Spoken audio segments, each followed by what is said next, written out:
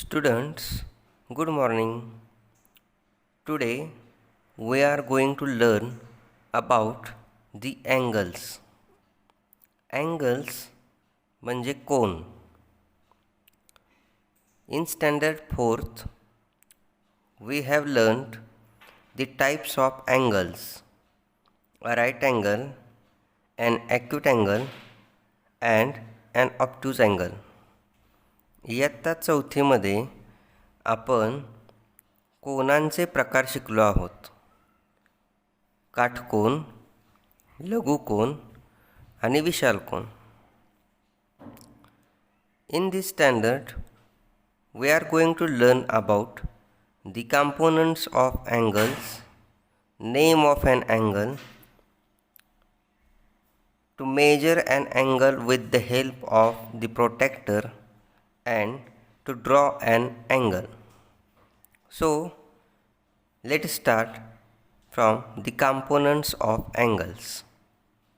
या इयत्तेमध्ये आपण कोनांचे घटक, दिलेल्या मापाचा कोन काढणे आणि कोन मोजणे हा भाग पाहणार आहोत. Components of angle. कॉम्पोनंट्स याचा अर्थ कोनाचे घटक. This diagram has two lines, line QP and line QR. ह्या आकृतीमध्ये दोन रेषा दिसत आहेत, QP आणि QR. These two lines join together to form an angle. ह्या दोन रेषा एकमेकींना जोडल्या गेल्या एका बिंदूमध्ये, त्यामुळे कोन तयार झाला आहे. Q is the common point. Q हा या दोन्ही रेषांचा सामायिक बिंदू आहे. सामायिक हा बिंदू या दोन्ही रेषांच्या मध्ये आहे. Line QP and line QR has a common point Q. या दोन्ही रेषांना एक कॉमन म्हणजे सामायिक शिरोबिंदू आहे, तो आहे पॉइंट Q, बिंदू Q. The common point is called the vertex. Vertex याचा अर्थ शिरोबिंदू. जिथे दोन रेषा एकमेकींना मिळालेल्या आहेत, जोडलेल्या आहेत, तो बिंदू म्हणजे त्याचा शिरोबिंदू, व्हर्टेक्स. इंग्रजीमध्ये त्याला व्हर्टेक्स असं म्हणतात, vertex. An angle is named by 3 letters. कोन हा 3 अक्षरांनी दर्शवला जातो, 3 letters. The letter in the middle represents the vertex of the angle. 3 अक्षरी कोनांचं नाव लिहिल्यानंतर त्यामधील मधले अक्षर हे कोनाचा शिरोबिंदू दर्शवते. For example, angle PQR. Angle PQR, the middle letter is Q and it denotes or it represents the vertex of an angle. Q हा बिंदू या कोनाचा शिरोबिंदू दर्शवतो. It can be read as angle RQB. या पद्धतीने सुद्धा कोनाचं वाचन करता येतं, कोन RQB. That means we can read this angle in clockwise direction or anti-clockwise direction.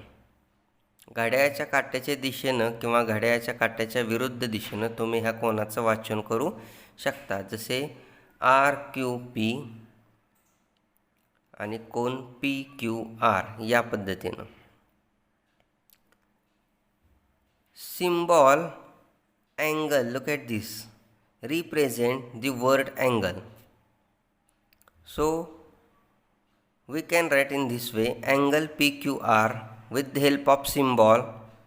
This is a symbol of an angle.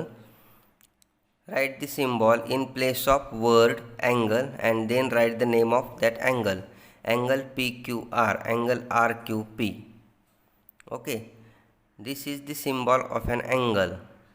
हा कोनाचा सिम्बॉल आहे, म्हणजेच कोनाचं चिन्ह आहे.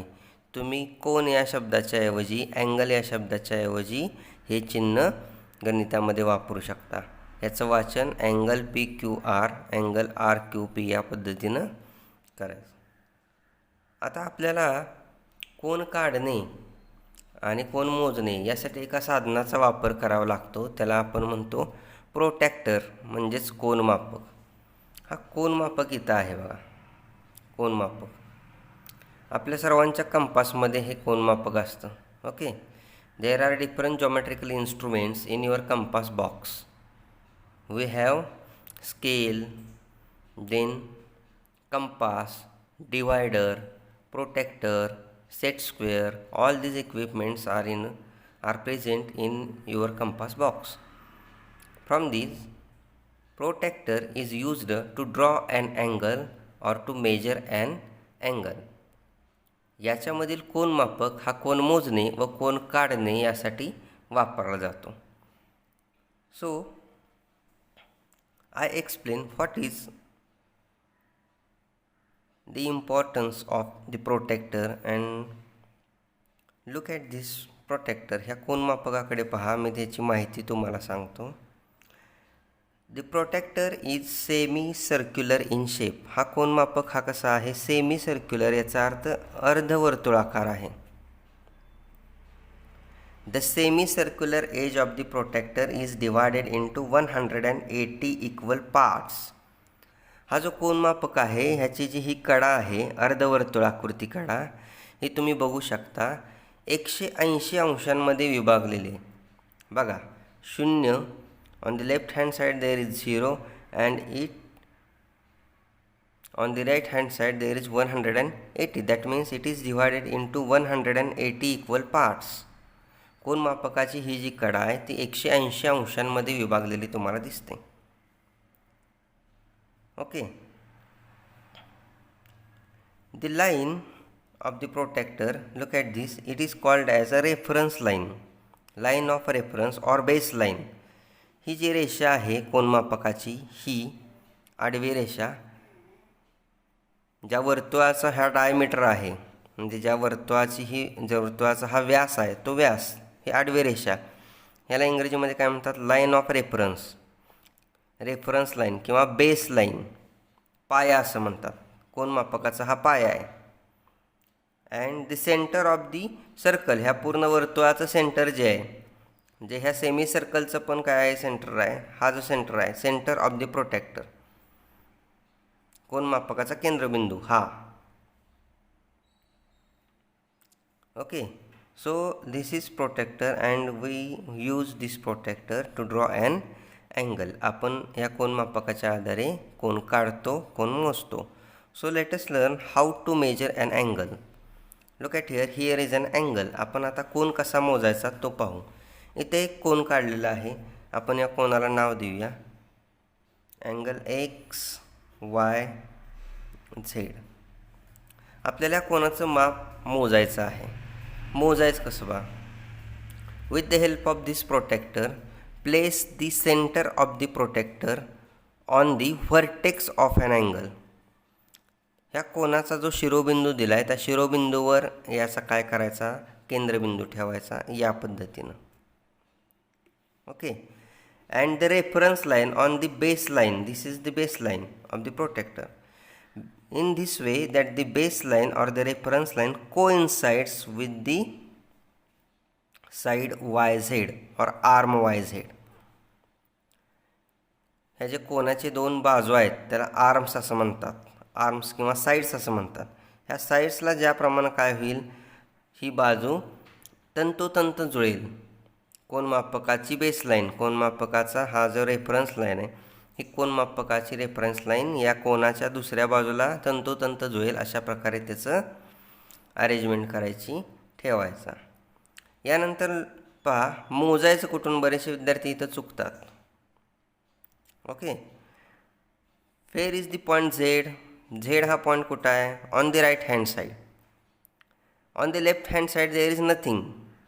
डाव्या बाजूला काहीच नाही आहे, डाव्या बाजूला इकडे कुठलाच बिंदू नाही आहे. बिंदू कुठं आहे, Z हा on the right hand side आहे, उजव्या हाताला आहे. So start with the 0 on the right hand side. मग ह्या उजव्या हाताला जिथं 0 आहे तिथून मोजायला सुरुवात करायची. Okay, and then find out the point X coincides with which point on this protractor. हा X हा बिंदू या कोनमापकावरील कोणत्या बिंदूशी जुळतोय हे पाहायचं. 0, 10, 20, 30, 40, 50, 60 and 70. Look at here. This line, the second arm of this angle coincides at 70 degree. 70 अंशाला काय होतंय, हे एकमेकाशी तंतोतंत जुळतंय. याचा अर्थ ह्या कोनाचं माप हे किती आहे, 70 अंश आहे. We can write in this way 70 degree. Okay, the first is place the center of the protector on point Y, and then the reference line or the baseline coincides with side YZ in this way. Look at here, in this way, and point Z is on the right hand side. If I draw here an angle and the arm is on the left hand side, then count from this side. But here Z point is on the right hand side. या कोनामध्ये Z हा बिंदू उजव्या हाताला आहे, म्हणून आपण उजव्या हातापासून काय केलं, शून्यापासून मोजायला सुरुवात केली. हाच कोन जर या दिशेला असता तर त्याचं Z पॉईंट इकडं आला असता, मग इकडून मोजायला सुरुवात करायची. Okay, 0, 10, 20, 30, 40, 50, 60 and 70. This line coincides with 70 degree. That means the measure of an angle XYZ is 70 degree. The next one is how to draw an angle. Okay, so draw an angle. Draw an angle of measure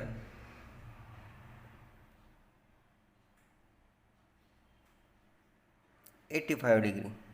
Okay, so first make a point here. Here is point A, and then draw a side as a base of the angle. ह्या बिंदूचा base म्हणजे पाया म्हणून तुम्ही एक बाजू काय करा, ह्याची काढून घ्या.